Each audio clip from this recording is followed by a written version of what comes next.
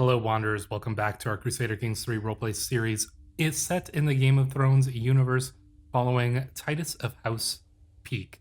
Now, there was a lot happening in that last episode, especially right towards the end, where we got a little information on some of the lords that we have some plans to act against, but we won't be able to take care of that immediately. No, we will not, and that is because Robert Baratheon's war against the Targaryens is very close to being finished up here, I think, in but a handful of days. Indeed, here you can see 100% the War of the Usurper.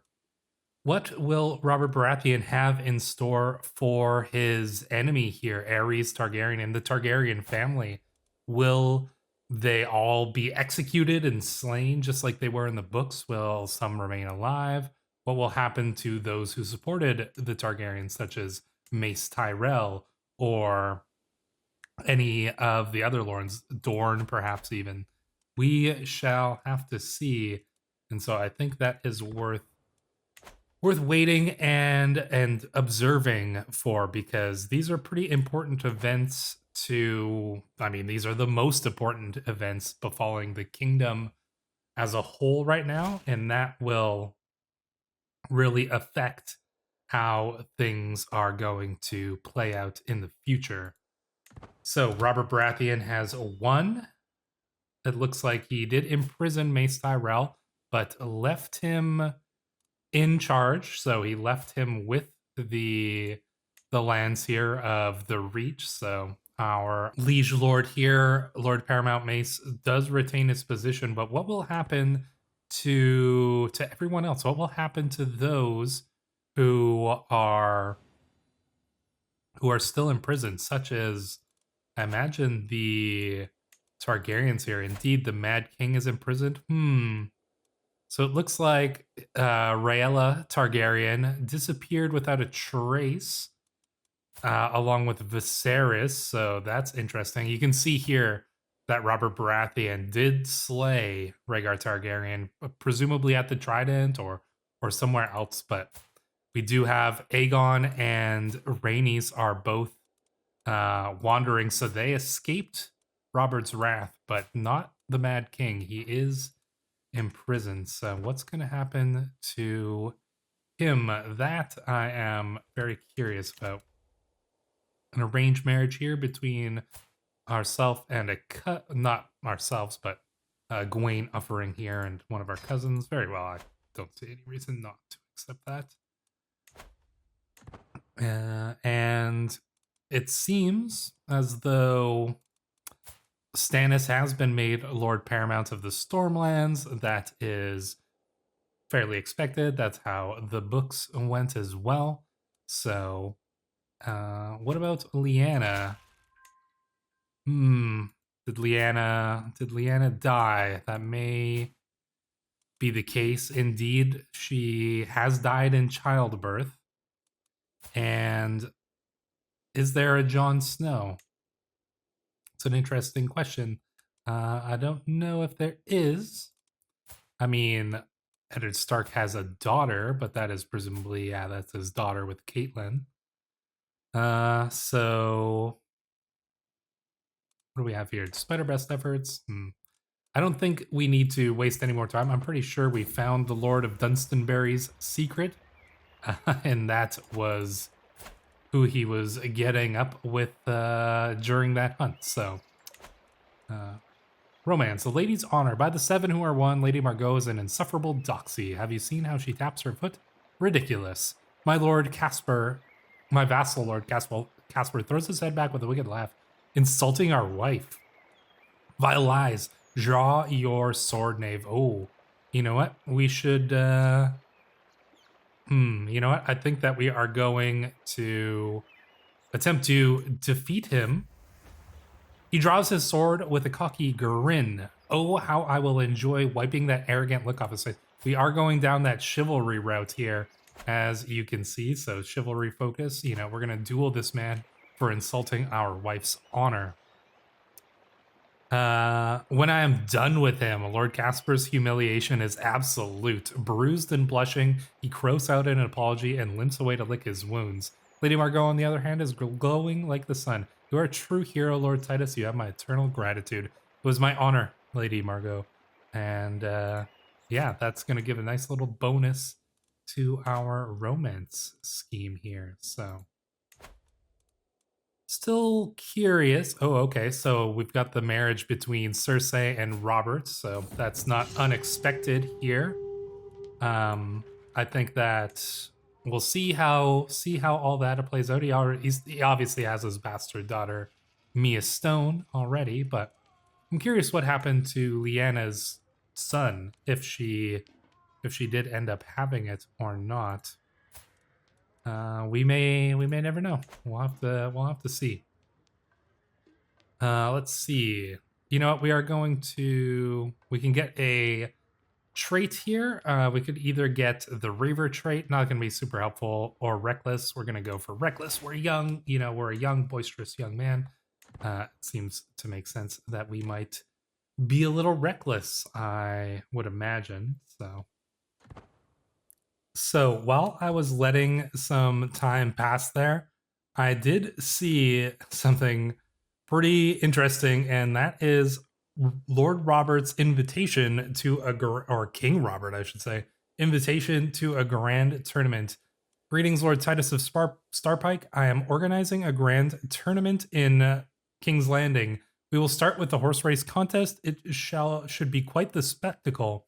Only the most illustrious prizes will be offered. True works of art by the best artisans in the realm. Signed, King Robert of the Iron Throne. So we've got a grand tournament. This makes the seals pretty fitting for Robert, and the fact that he just won this war. It seems like Cersei's pregnant, so he might even think that this child is his. Doubt it, but maybe he's celebrating essentially.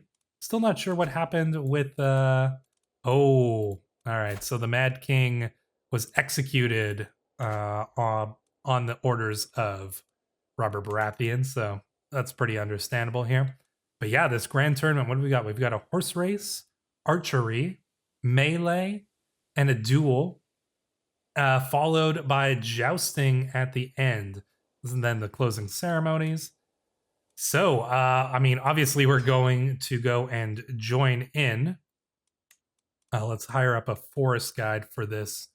I think that this fits with our plans pretty well, because I was considering, what would make sense and how this would make sense to go against Lord Dunstonbury and eventually Orchard Way in order to get White Grove here.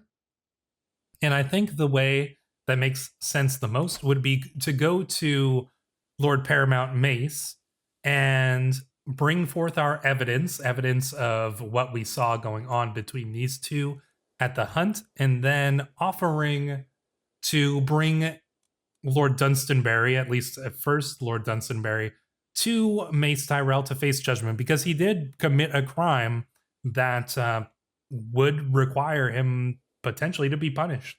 So, and I think that this really kind of mirrors a little bit what we saw with Beric Dondarrion when he was sent to arrest the mountain after the mountain had been ravaging the Riverlands at the behest of Lord Tywin, though that wasn't confirmed or anything at the time. Beric Dondarrion was sent to arrest him. So I think, Lord Titus here might be able to put himself in a position as the agent of justice, so to speak, against Lord Dunstonbury, and that would allow us to kind of do our own plans as well. But we are a young man, so would Mace Tyrell trust us with that? Well, perhaps if we make a good showing of ourselves at this grand tournament, and when we get to the grand tournament, maybe we can convince him through that. Along the way, we have a knight errant here. It is known that the people of Marchwood seem to profess a special devotion towards their knights and their legends. My lord, the knight says, bowing his head, it is most fortunate that you and I come to meet at this crossroad, for I'm in search of a marvelous fountain, which water is said to cure any and all illnesses. If you were to help me in my quest, I shall pay homage to you. Wait, I know this knight. It's Clayton. Oh, who's Clayton? Not really sure, but do we join him? We could probably face a but money. 50 coins is a lot of coins. Really nice armor you have there. Care to share a coin? Maybe we can convince this man to offer us some money. I think that would, using our deceitful and ambitious nature, we might have kind of schemed ourselves into a little extra money there, and that's going to be pretty helpful to us considering we're going to King's Landing for a grand tournament. I can only imagine that we're going to be spending a little bit of money here, so. Okay, so our scheme to steal Orphan Maker has been discovered, but they don't know that it's us, so the scheme's exposed, but we haven't been caught yet. We have arrived at King's Landing here. We must begin preparing. Indeed, we probably should. We will likely not qualify for the horse race, so there's probably no point in doing that one. So what do we do then? Do we go to the tent camp? The village? We could get county control, interactions with the inhabitants. We could enter the tavern, go to the artisan corners. Maybe we'll get a chance to get ourselves a good weapon or something like that here. The warmth of the forge is enough to keep most guests away. When I open the door, I find the farrier fawning over his work table. Not many seem to have approached him. He quickly straightens, clearing his throat with an audible cough. May I help you? I can offer you the best horseshoes ready for the tournament, he suggests, displaying more than impressive collection. We could try to... our score increases greatly. Let's get these horseshoes. We are close to qualifying. Maybe we actually can get into this tournament. If we have enough time, we could try to go to the tourney grounds and get ourselves another chance at qualifying here. Maybe we can win this horse race. Yeah, let's do it. Rose, go faster. I hear a man's voice echo across the grounds. I look up to see a small thing hurrying through the sky like a little black bolt of lightning. Soon enough, it swoops down towards the finish line. Bah, you must have cheated. Your bird cannot fly that fast. Just look at her. She's as fast as a mountain. The angry loser shouts, the winner looking smug.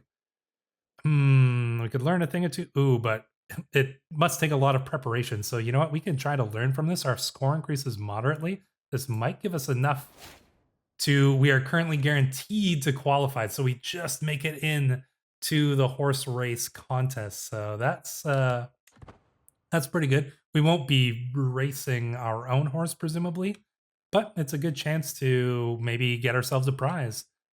So it could go well for us. It's a nice way to start things off. We can go and do another thing. Let's see. Go to the temple. Let's go to the temple. And as Bellion moves aside to let me approach, I take a solemn moment alone near the tournament grounds. Pondering in the presence of the 7 who are one, I find myself wondering what is it I wish in my heart of hearts to see come from these days of revelry. Bring me glory, warrior. Let me find inner peace.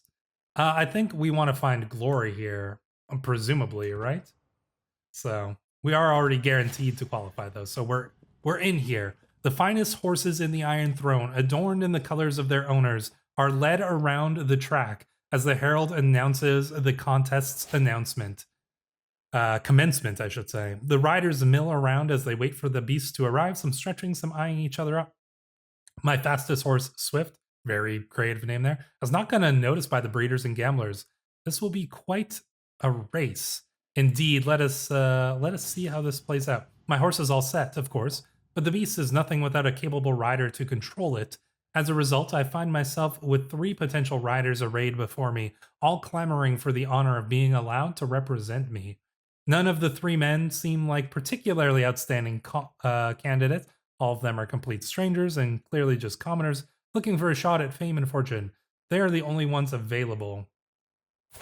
Okay, I'm not sure what makes somebody good in this particular contest. Do we get the madman John? Do we get this wild man here? Do we get Kenneth? I wonder if this is like a prowess challenge or or anything. It doesn't seem clear. I feel like Simon, maybe Simon has our best chance. But that, yeah, do we go with Simon here? Why not? He'll do perhaps you. We are ambitious. We're deceitful. You know, I think if we had like arbitrary or fickle or something, we'd maybe go for this madman. But I think because of our ambition, we're gonna take the smart choice, and I think that's going with Simon here.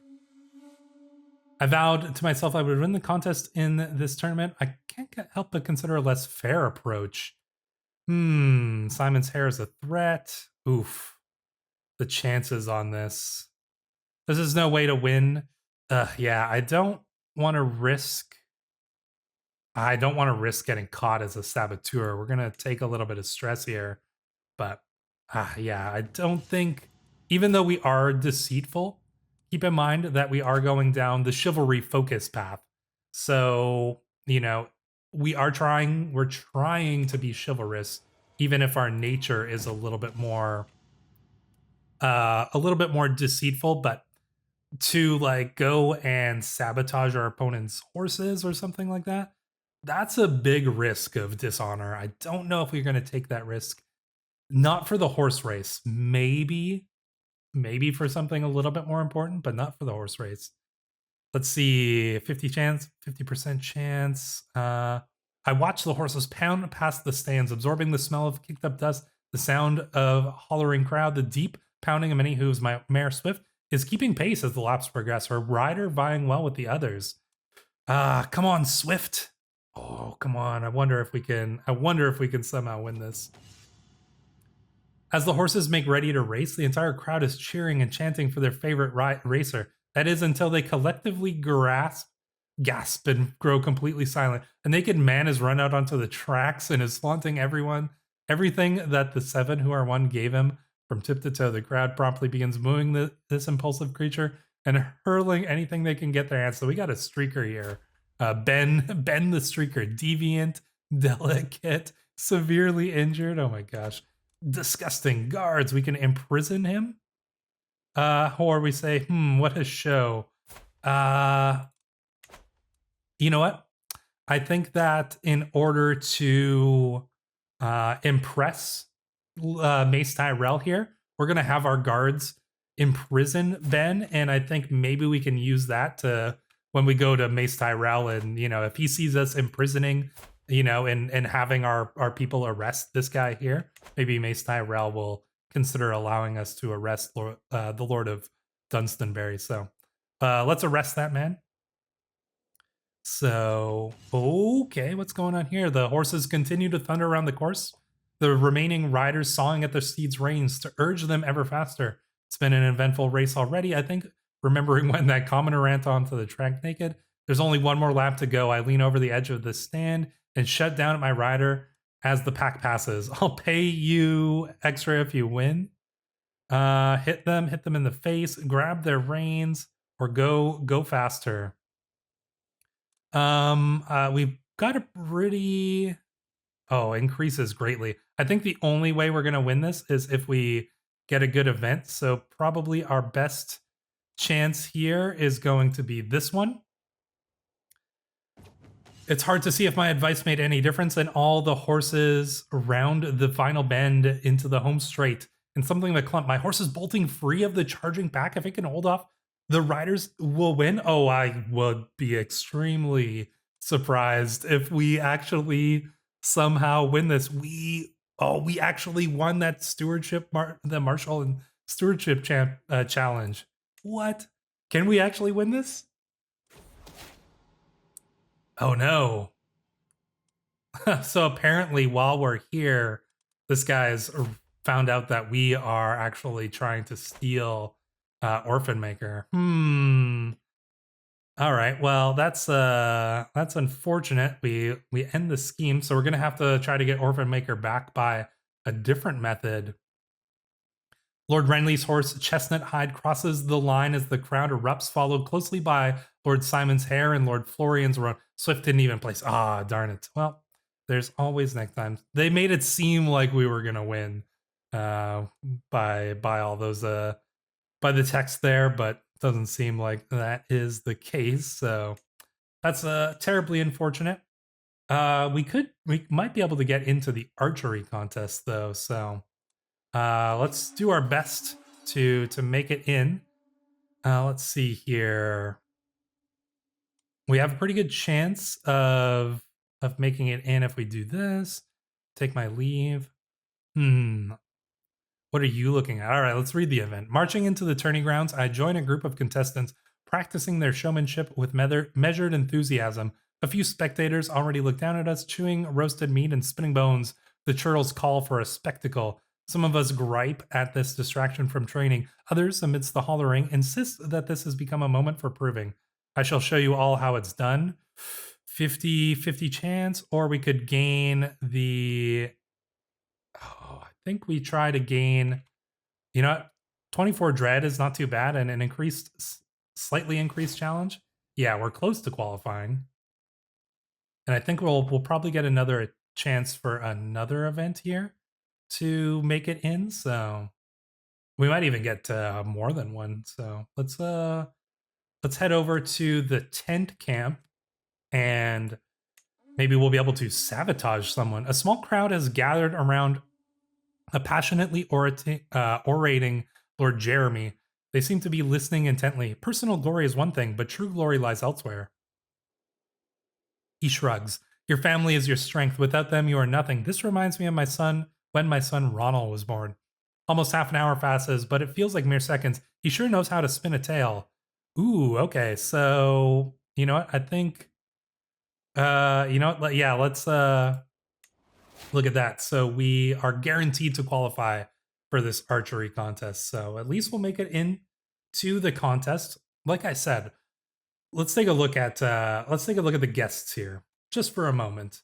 And can we sort them? Yeah, can we sort them by prowess? Look at this. We've got 39 prowess. We've got 37, 35. Like, these are the greatest knights of the land we have here. We're probably somewhere in here. We've got Bonifer the Good, you know, Lord Eddard is here, of course. We're somewhere on this list, but look how far down you have to go before you get to us. And we have a decent amount of prowess. But it's going to be pretty difficult for us to actually beat any of these really, like, truly legendary level knights here. But, you know, maybe we'll have a chance.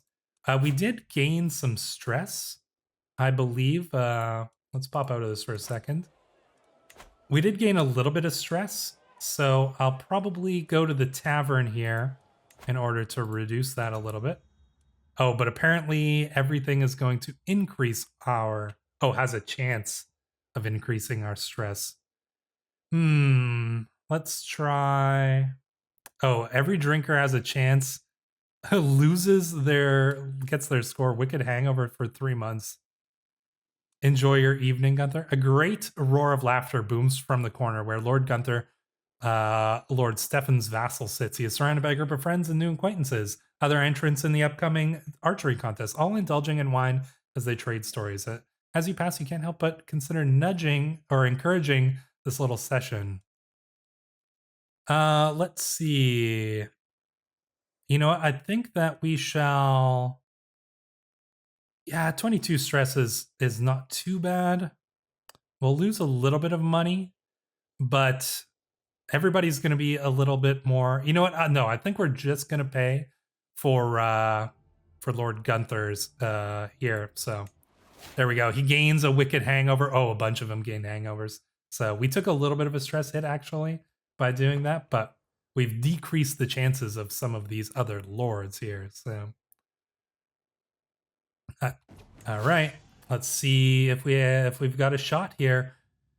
The archery contest begins. It is time to show the world my skill. Let's see. I mean, progress to victory. So I wonder if you need to get to 100% in order to get the victory, or if there's an element of chance to this. I haven't really played in enough tournaments to actually make a fair judge of whether that is possible or not. I step up to the line, pulling an arrow from the barrel, and carefully draw my bow, peering down the shaft at the distant target. At the very moment I commit loosening my grip, a figure suddenly emerges from behind the butt. The shot flies straight towards them. A gasp arises from the spectators. After what seems an eternity, the form keels over, groaning feebly. A valet confirms the worst. The peasant is quite dead. No points for that arrow. Wow, that is terribly unfortunate here.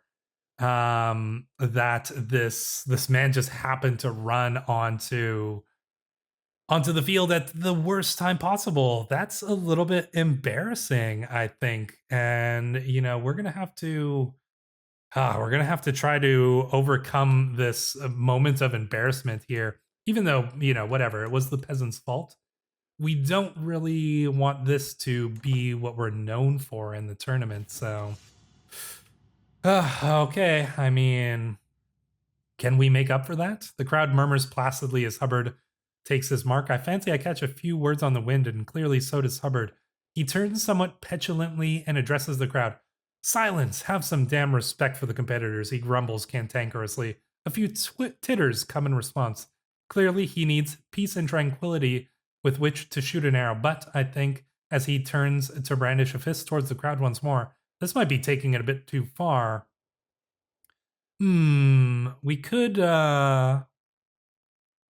know what? I think that we will cough briefly here. Just a little bit of a nudge, a little bit of a deceitful nudge here, to try to get ourselves a chance to win. Dusk begins to draw in slowly but steadily as the competition continues. The snapping of strings, a staccato rhythm. I lean on my bow, considering the path this contest has taken so far, such as when that guy made the scene over the lack of quiet, and also when we accidentally shot and killed that peasant. The competition begins to draw to a close as arrows continue to fly into and past the butts. And I think, maybe we're a little shaken by the fact that that was our first person we've ever killed too.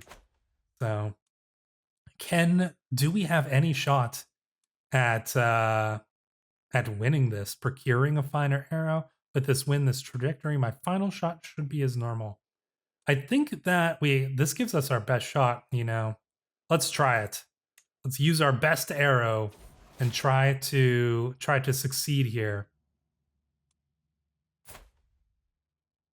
Oh, wow. Things have gone from bad to worse as our wife, our soulmate, has died, giving birth to a daughter.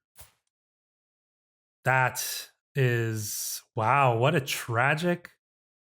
I mean, maybe we haven't heard of this yet because we're at this tournament. We might not receive word of this till we get home, but wow, things are going pretty badly here. My shot flies true, but agonizingly not quite as true as I would want it. It thuds into the target, but only around the edge. It says we're winning. I don't think that's actually true. But let's see. Maybe we'll just somehow get lucky. Indeed, our wife has passed. I don't think that there's any chance that we won this.